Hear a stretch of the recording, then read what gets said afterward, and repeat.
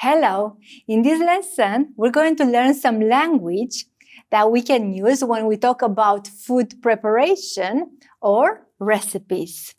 În această lecție vom învăța cuvinte pe care le putem folosi atunci când vorbim despre prepararea mâncării sau în rețete culinare.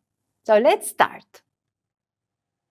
So we're going to see a recipe, but first let's review some words that are going to come up in the recipe.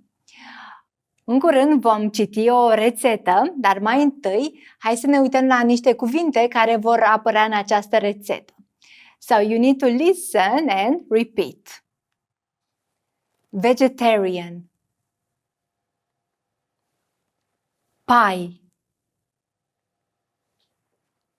saucepan, garlic, onions, carrots, herbs, salt and pepper,